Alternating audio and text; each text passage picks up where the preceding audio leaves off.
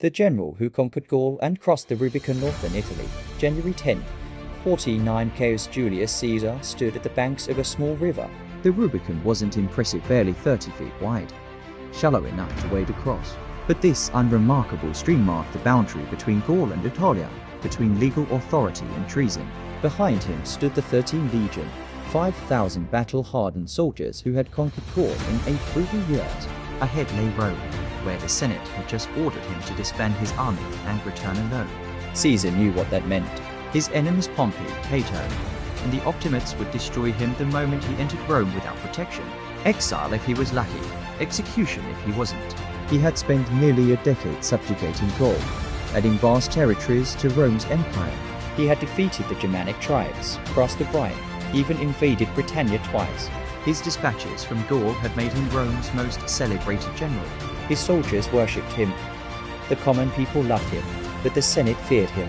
For hours, Caesar hesitated at the river's edge. Crossing with an army meant civil war. It meant Roman fighting Roman.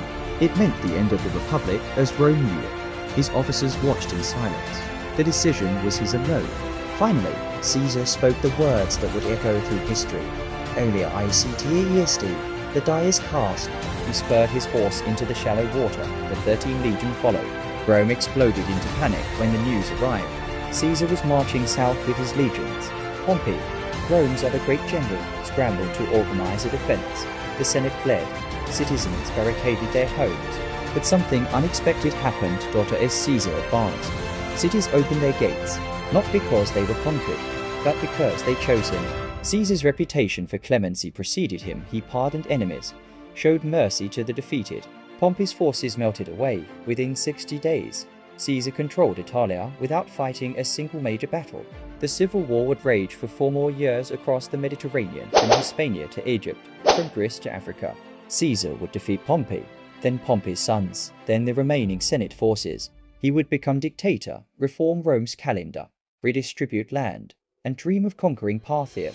But he would never see that dream realized.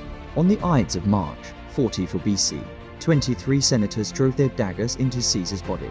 He fell at the base of Pompey's statue, bleeding from 23 wounds. The